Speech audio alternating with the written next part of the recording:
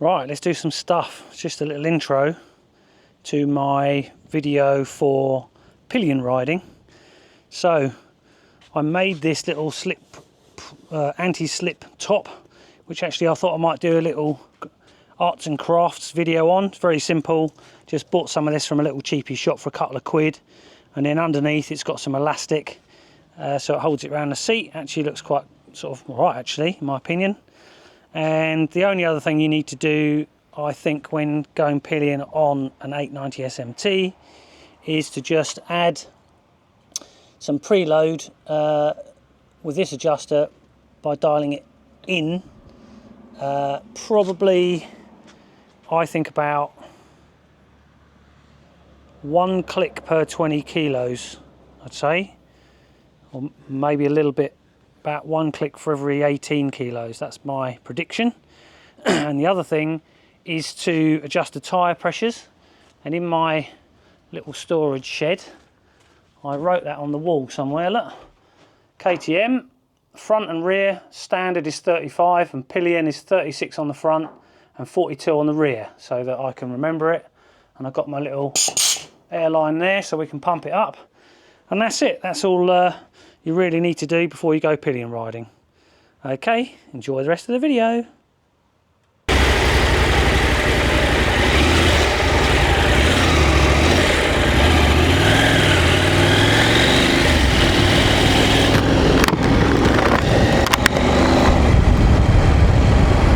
Right, let's do some stuff. So what we're doing today then is a bit of pillion riding on the 890 SMT. Got my trusty wife on the back. Tried to set the preload up a bit as well as I could.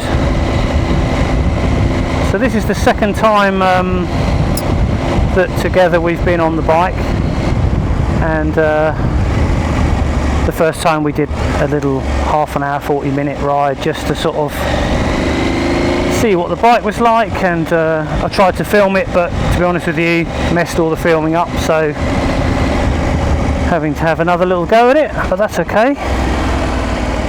It's a nice sunny day. It is 31 degrees on the dashboard here in the Netherlands today, on the it's the 1st of September, I think it is today. I've got a feeling the date is wrong on my dashboard. Yes, so we're going to talk about what it's like to ride with a pillion on an 890 SMT. Mine is the 2023 model. There's not that many differences between the 23 and 24. I think probably so small are the amount of differences that you possibly wouldn't even know the difference.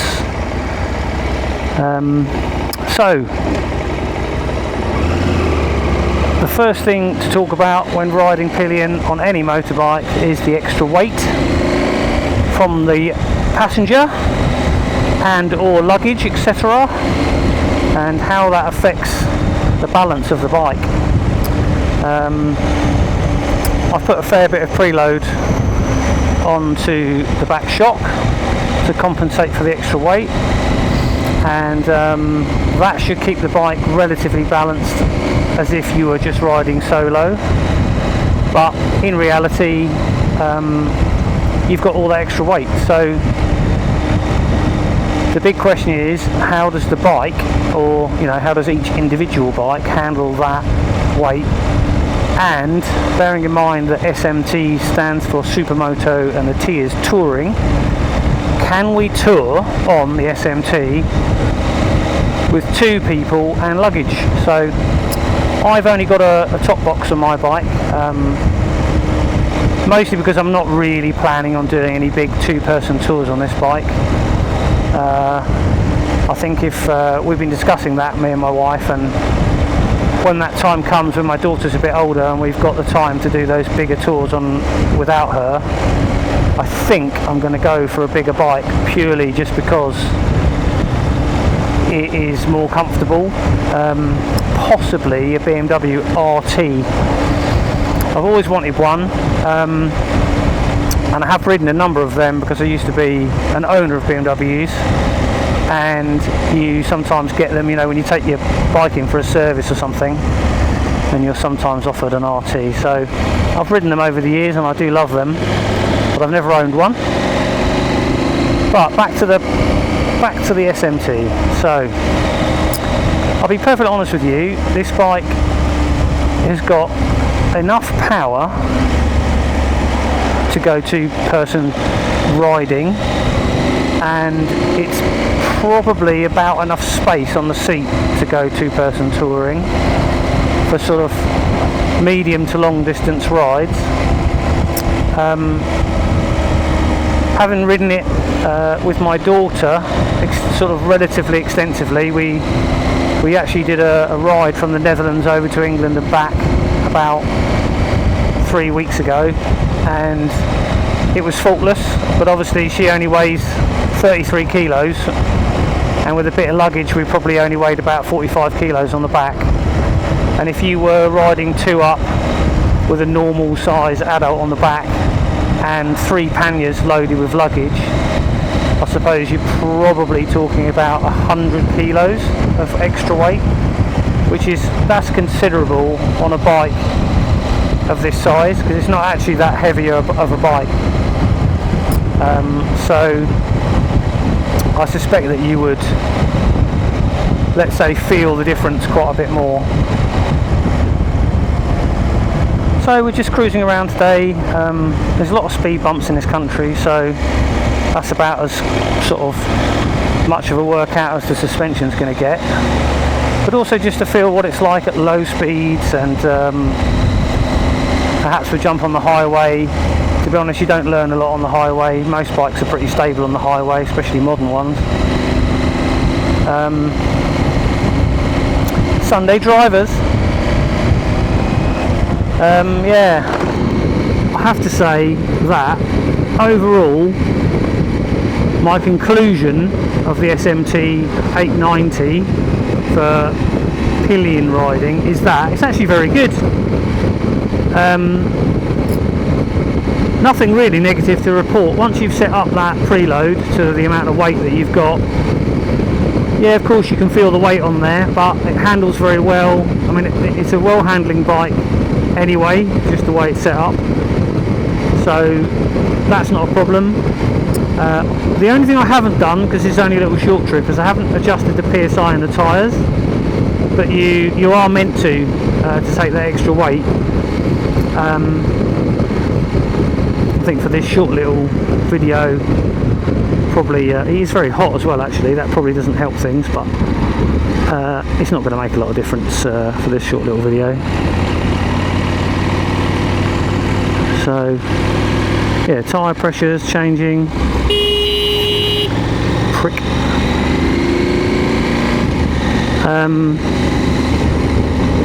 And yeah, just loading up the suspension properly and you're good to go.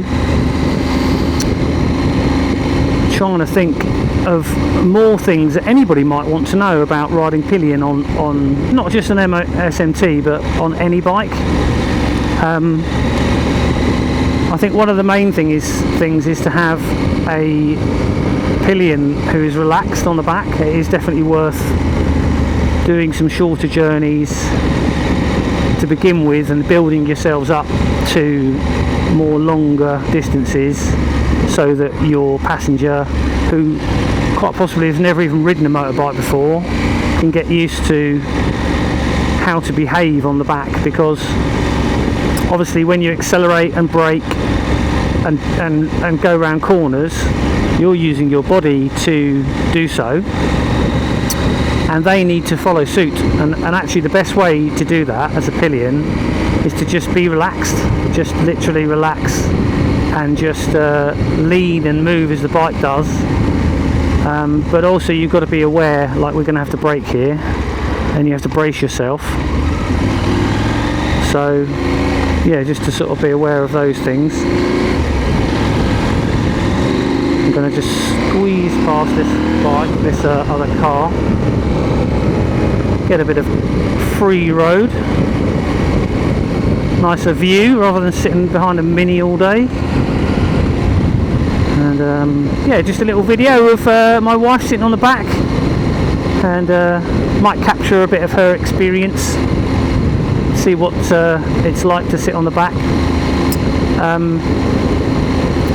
I will possibly ask her separately what her experience was like and add that on at the end of the video, and also I might do a pre-video to the start of it where I show what I did to set the bike up to take a pillion.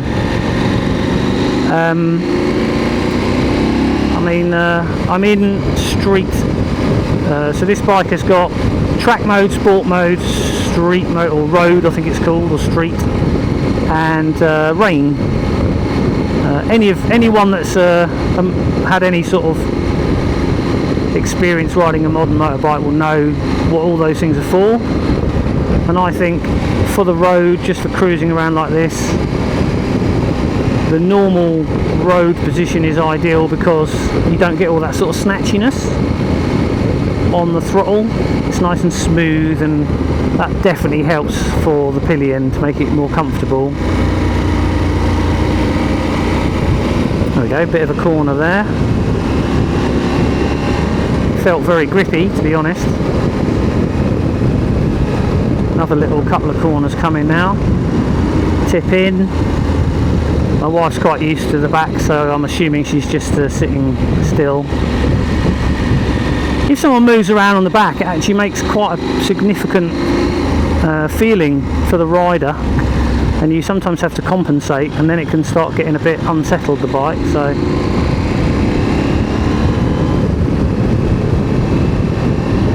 little fourth gear pull.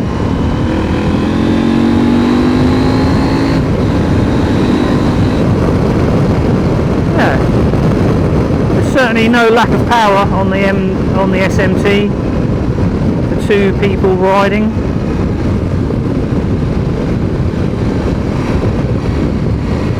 That's for sure. And it was reported to me that it's not as comfortable as my old GS Adventure, but there's no surprise there. I've got quite a hard seat on this bike. It's a sort of a slightly lower for the rider seat, but it's quite a firm seat. And I suspect that it being a bit firmer has the numb bumness for the pillion, I would imagine, a little bit sooner than a nice soft squishy seat. I don't know, but yeah, overall I think that 2-up riding on an SMT, it's very capable. Right, well, what to talk about? We're just riding around a little countryside area of the, it's called Boscope. It's near to the area of Gouda, like the cheese, where I live.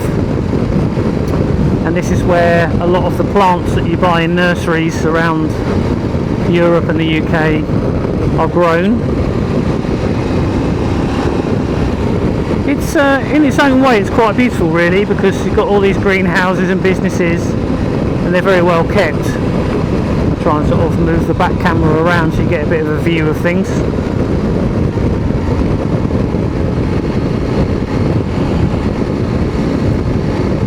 And these are much quieter roads where no traffic lights, where we can keep cool in the wind, in the breeze.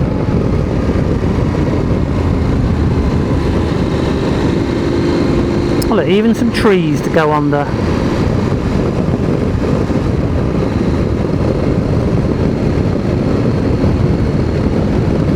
Very peaceful. Not much shade for the cows to hide under. They must get hot at 30 degrees outside.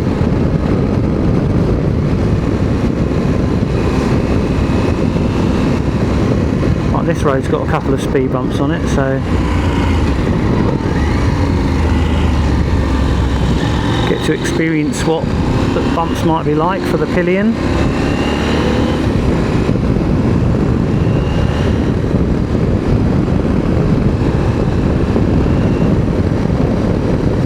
Sort of a refreshing breeze. It's not a cold breeze, but it's a breeze nonetheless today. Yesterday was super windy. We were getting there's a big speed bump just to sort of wake up my wife. Yesterday we went along a road, really bumpy road, loads of speed bumps. She was getting thrown out of the seat left, right and centre. Would have made for quite a good video, but unfortunately it didn't get captured. My own faults. Another speed bump. I'm hoping the wind noise isn't too bad on the microphone, or at the very least I hope I'm recording it properly this time. So this is in my opinion, this is your typical Dutch farming landscape. You've got gaps of fields and then relatively large farms in between.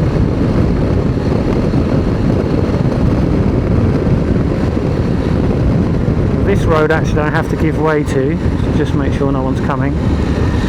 No, it's all clear.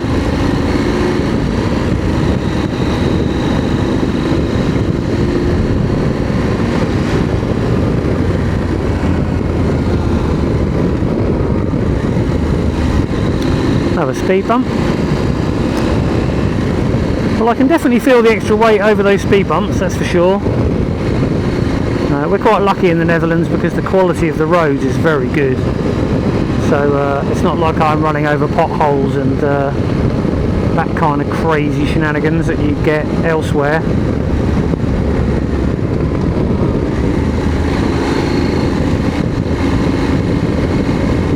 From here, a little bit of a guess. Not been around here for a little while.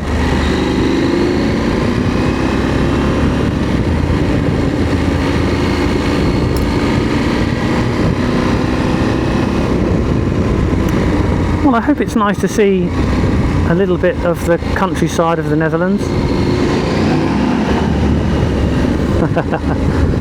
Always got to have a little squirt of the old throttle, haven't you, underneath the tunnel or a bridge. It's a man thing, I think. Lots of bicycles out as usual on any given day in the Netherlands. It's always a lot of bikes over here, as everybody knows. It's the land of bicycles. Now, which way to go? I'm going to go left, I think. Follow these bicycles over here. And then I dare say we have to go around here. That's right, there's an Aldi shopping centre there. Shop, rather. It's been a long time since I've been around here. Let's just squeeze past this bike before I get stuck. I mean, the handling's very nice. It still tips in quite well. My wife's pointing at something, but I don't know what it was.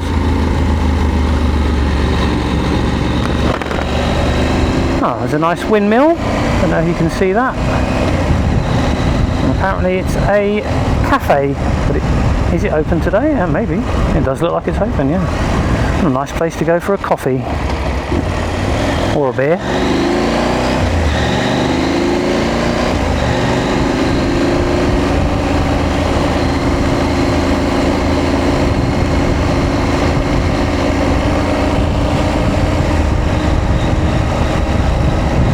Little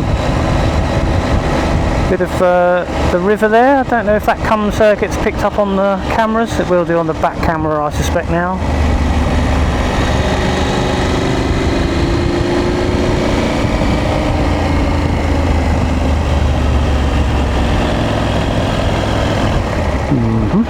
Now turn a right.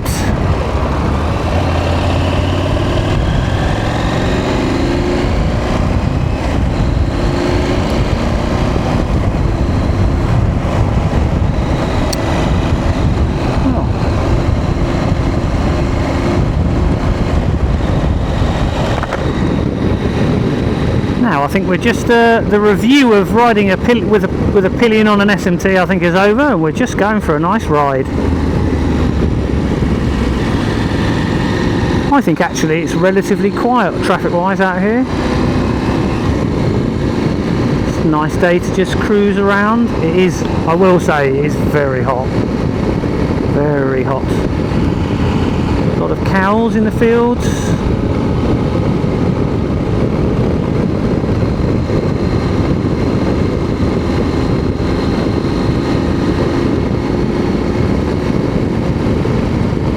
I think everyone must have gone to the beach today, because they're not out here, and they usually are. Third gear around there, and it's got loads of torque to put us out. That was pretty effortless, really. To say that the engine on this 890 SMT is actually pretty damn good. I'm not going to get into the conversation of the cams. I'm sick and tired of hearing it, to be honest. It's a toy, buy it, use it, if it breaks, fix it, get on with your life.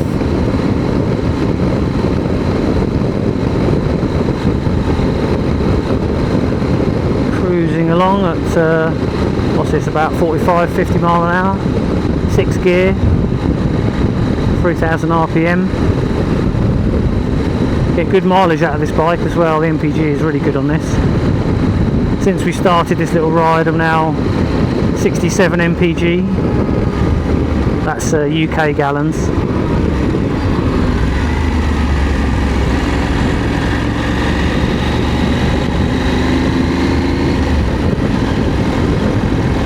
Well, we've got a Sunday driver.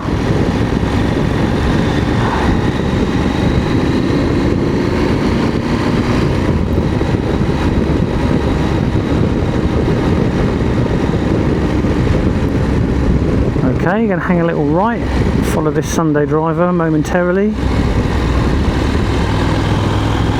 over this little bridge.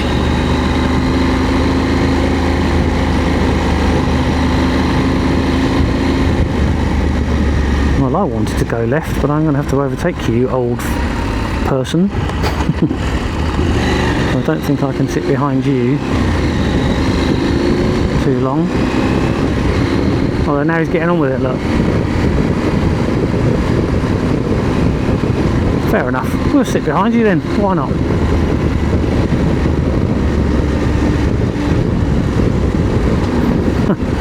Not your right away, pal. I think I will go past. Definitely safer here.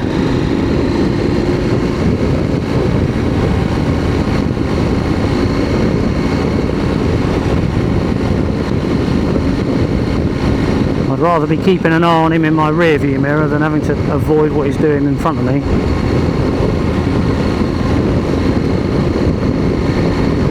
So there's a little fort coming up. You can't really see it, and you definitely won't be able to see it on any of these cameras.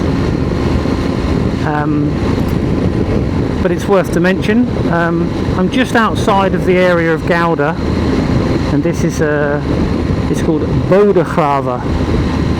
And we're now going along the smaller road on the south side of the water, and this is where the fort is. You can probably find it on the map. It's going towards the village of Woerden, W-O-E-R-D-E-N, I believe, and we're just going past it now.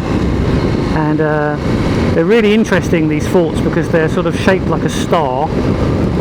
And the reason it's called Fort Weerixkenschans or something, and they're shaped like a star, and the reason why is that because you can mount, if you just look on the camera now, on the back camera, you should be able to see it, the corner of it, and they built them that way because you can then defend in 365 degrees of the total footprint of the fort, whereas British forts, there was always blind spots, which meant that you were vulnerable. Once they got to the base of the wall, people could get in, climb up ladders and get in, whereas this, you've got a vision all the way through, so it means that you can almost shoot back at yourself, which was there's actually a fort further northeast over by the German border that famously has never fallen. It's never been captured, and they put that partly down to the fact that the way it was designed. Well, it's a bit of a shame we got stuck behind this electric car out here, because it's actually quite a beautiful view rather than looking at the back of a crappy electric car, but never mind. It is what it is.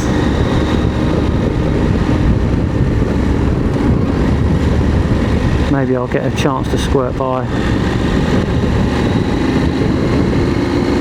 Doesn't look like it's gonna spot me enough for me to get enough room to get by. Maybe here.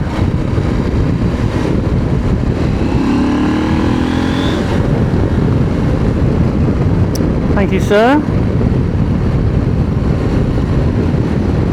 Oh, lovely, look. Beautiful open farmland, crossing a railway. People enjoying their afternoons on their bicycles. Lovely.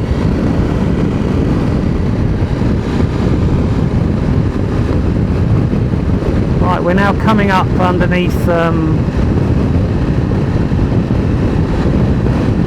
highway again. I think it's, can't remember, the A20 or the A12. It's the one that goes from the city of Gouda to Utrecht. That's ahead of us now. Got a speed bump.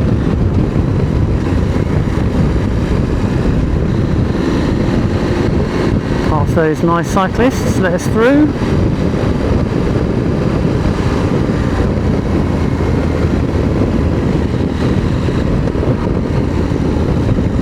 Well, I have to say, the bike is taking this Pillion in its stride. It's really very smooth and nice to ride, even over those bumps there. And of all the bikes I've ridden Pillion, I'd say this is as confidence inspiring as just about any of them that I've ever ridden.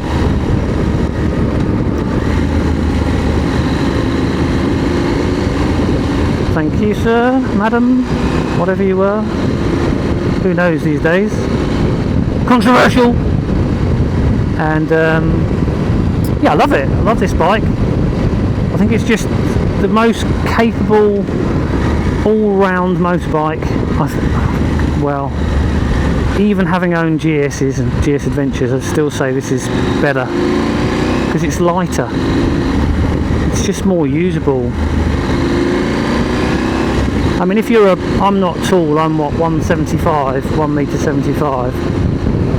And if you're my size, I think the GS Adventures and that, they're just so big. And I know that the new 1300s have got that ridiculous suspension system that drops down 3 centimetres when you come to slow speeds.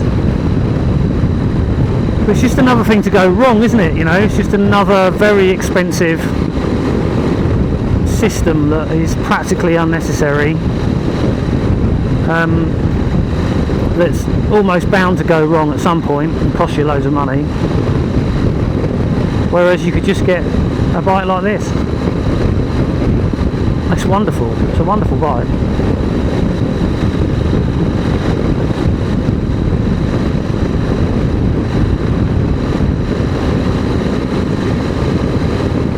What a lovely little road to be smooching along on.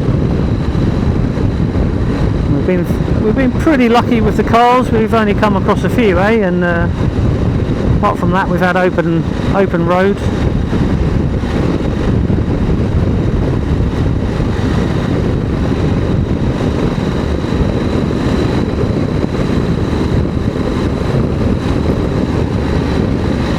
So we are now,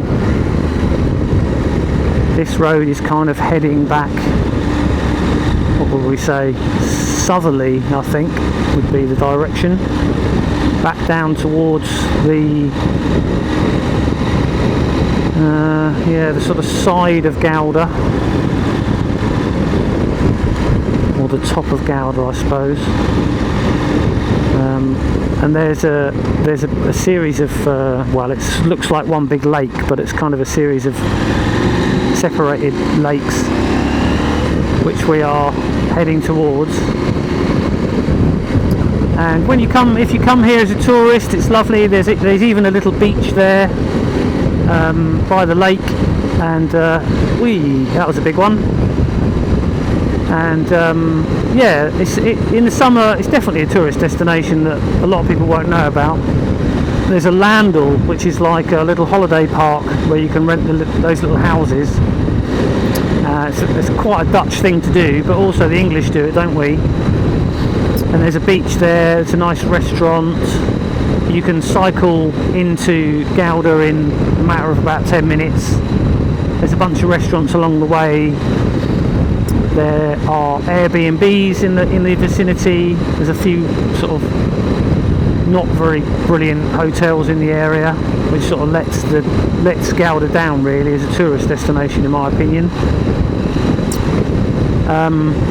But if you like cycling, I think it's quite nice to come over here. You can hire a bicycle in almost anywhere and cycle out on these fantastic bicycle roads. This isn't a specific bicycle road, this is a shared road, but there is a massive bicycle network where only bicycles can go, and it's stunning. It's beautiful in the summer, and because it's all flat, it's ever so easy. Obviously you get stuck on a windy day, you've got to battle the wind, but there's e-bikes, you know. You can rent an e-bike and that'll get around that wind issue. So yeah, cycling holidays, the Netherlands, that's your destination, I would say. Right, if we sneak right here,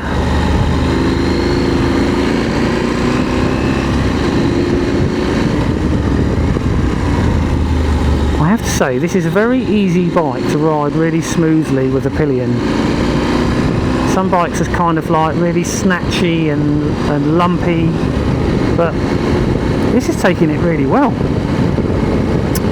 Coming up behind you, folks. I know this bridge has got like a bit of a jump on it, which I've jumped on a couple of occasions, but not with my wife on the back.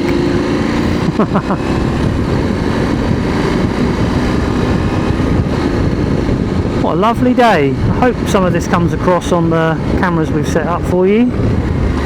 I doubt very much many people will be watching this far into the video, but nonetheless, why not, eh?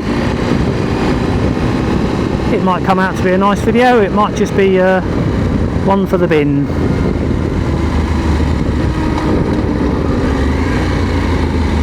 Nice tight right-hander.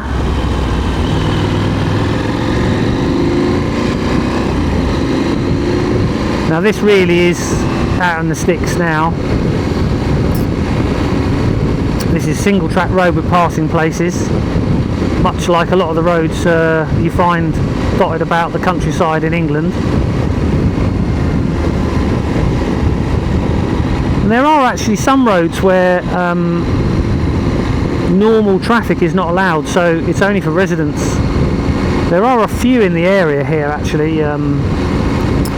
I don't think you'll get in trouble if you go down one of them, but they're supposed to be for residents only. It's just the way that the bike got round there in second gear so smoothly. I mean, we're around 10,000 kilometres on my bike now, and I'd say that the gearbox and the engine is quite well run in. I'm just clicked into fifth gear, just cruising 65, which is what, about 60 kilometres an hour. What's that, 45, 40? It's lovely sort of speed, it's just ticking along nicely. Fifth gear. Got lovely views all around. What a lovely little ride.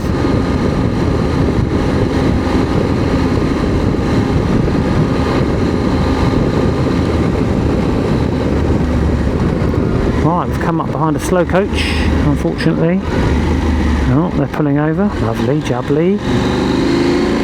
Good timing.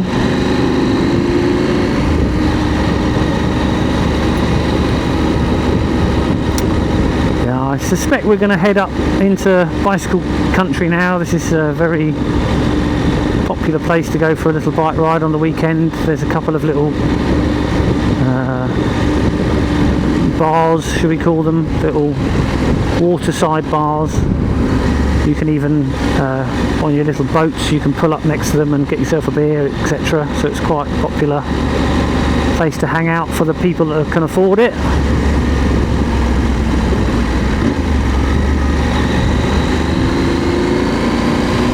Don't know if you can sort of get much of the scenery from left and right on these cameras, but many of these houses I think are lived in all year round, but some of them are just sort of like you're only allowed to stay in them for a certain period of months per year, like a holiday home. I think it's some and some.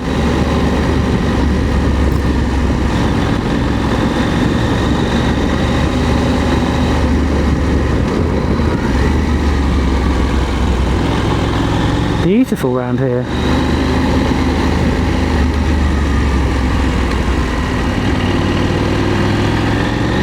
It's almost like a little holiday camp all on its own.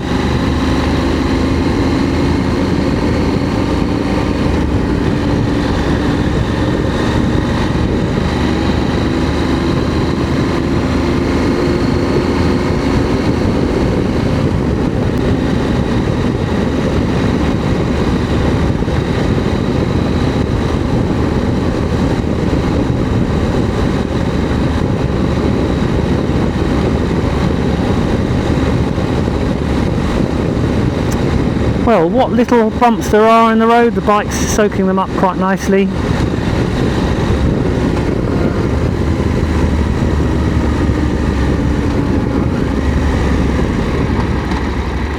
That's one of those roads you can't go down on the left there. Behind us now.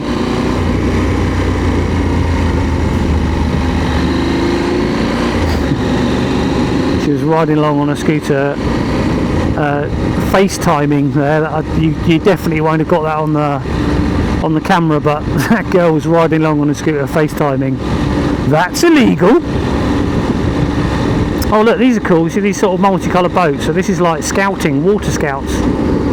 That's kind of cool when you're young, I bet.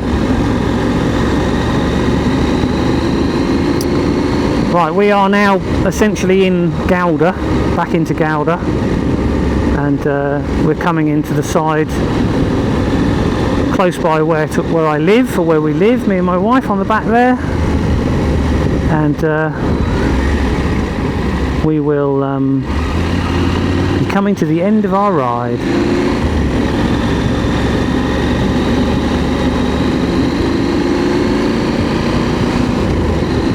And then we can check to see if the camera's picked anything up worth watching.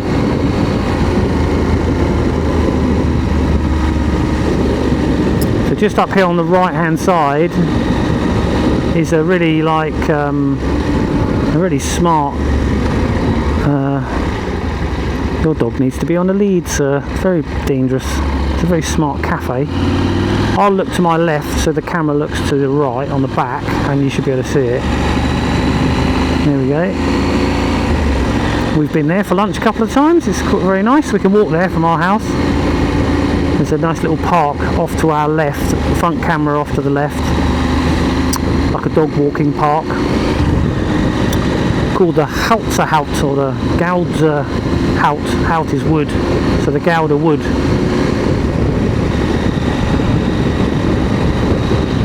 Amazing that they've built a lot of these houses in the 7 years I've lived here. I think there's about 15 houses being built along here, all like luxury ones.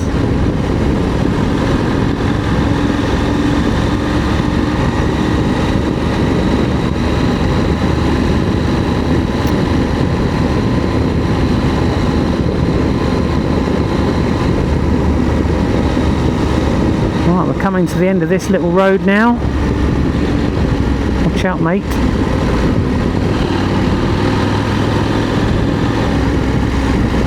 It won't matter getting stuck behind this car because we're at the end of the road almost.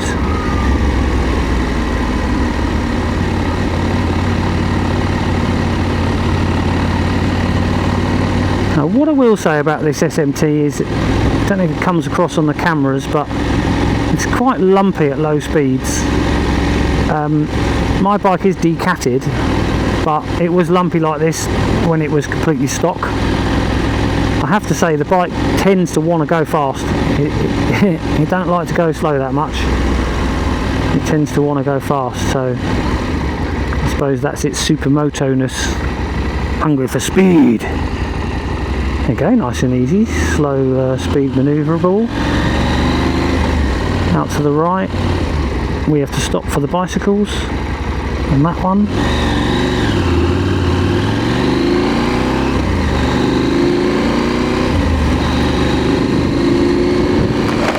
Open my visor because I'm so hot now, but hopefully it won't affect the mic on the last few minutes of the video. Hanger left.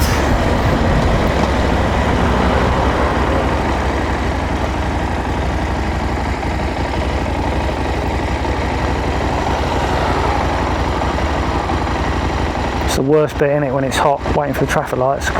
You get the heat from the engine. Heat from the sun, you're sitting here baking like a potato.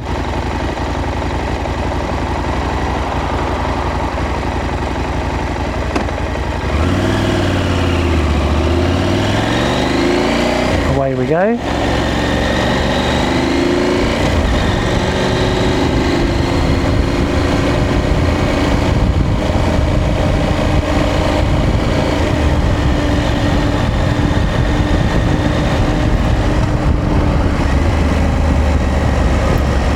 Speed bumpos again. Drempels. I like the word for speed bumps in Dutch. Drempel. Drempel. This is one of those roundabouts where you've got to give way to the cyclist.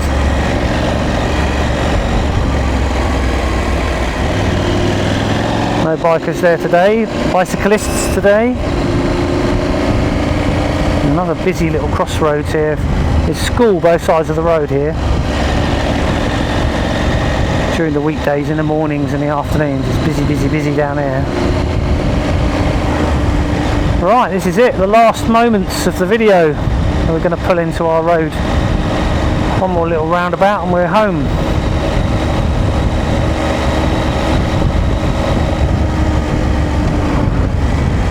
Stop for the bicycle.